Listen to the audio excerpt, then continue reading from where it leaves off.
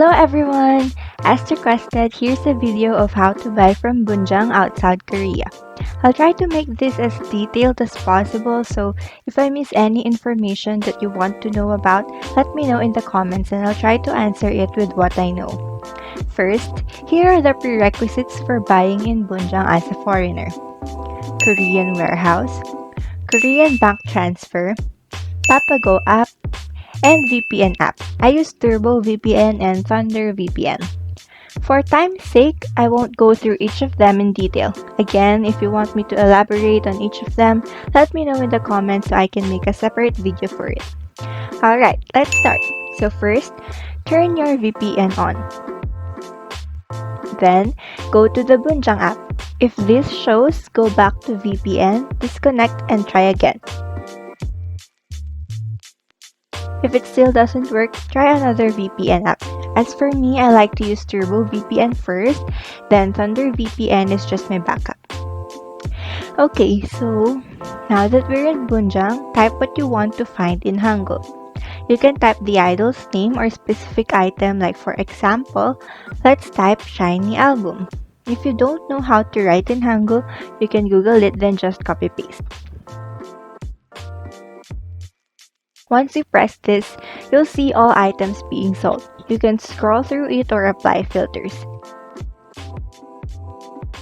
If you can't read Hangul, you can take a screenshot, then go to Papago, click on image, press this on the left, then choose the screenshot. So now let's go back to Bunjang.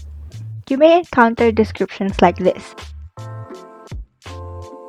Once you see an item that you like, click this red button. Go to Papago again and let it translate. Hi, is this still available? You can actually chat in English if you'd like, since that will be easier for you. But just know that some sellers don't reply if you chat in English. Next, copy and paste and then send it to the seller. And before anything else, here are some important things you should note. Number 1, monitor your chats. If you bought a shared account, there will be other people chatting different sellers at the same time, so make sure you know the username of the seller you chatted. To make it more organized, you can also make a spreadsheet or something to keep track of your transactions. Why do this? Well, aside from the mix-up with other Bunjang account sharers, Koreans have this pali-pali culture where they want it fast. So you have to monitor your chat so you can reply fast, which is number 2. Number 2 is you have to reply fast. They get pretty annoyed when you don't, and they can also report your account, which will be problematic because other sellers won't want to transact with you if your account has many reports. Number 3 is don't haggle too much. Some sellers agree to lower the price, but some won't. Don't be pushy in case that they don't agree. Number 4, if you decide not to buy the item in the end, make sure to tell them, thank you for your time, but I won't be getting the item. Have a nice day, or something like that. You need to tell the seller if you won't be getting the item, okay? One thing that they hate more than slow replies is no reply at all. Be respectful enough not to leave them hanging. Number 5, transfer the payment fast. Some sellers agree to wait for your payment for 2 to 3 days or so, but it's better to pay them fast to avoid doubts or suspicions that you're a scammer or something. Number 6, this is just for precautionary measures, but I personally don't do this, but maybe I should. Check the seller's profile. See if the reviews are good or if there are bad reports. Korean scammers are rare. I haven't encountered one, and I have transacted with sellers who don't have any reviews on their profile. But you can check the seller's profile just to be sure if you want to. Okay, so back to the actual process. If the seller replies, screenshot it, go to Papago and translate. Then translate what you want to say, copy paste, and go back to Bunjang. As much as I want to show you the whole thing, I can't disclose conversations and private information, so we'll just be working with what we have hypothetically. Okay, so once you've made a deal, ask the seller if he or she hasn't told you yet how much is the total with shipping fee. Then when you get the total, ask the seller about his or her bank details.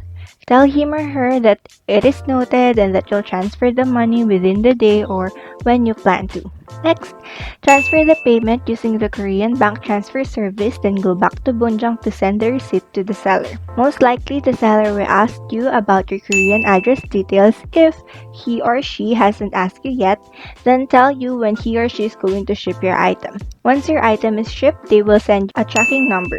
This is a must, so if they haven't sent it, follow up and ask them about them. Next is track your package using the corresponding tracking site.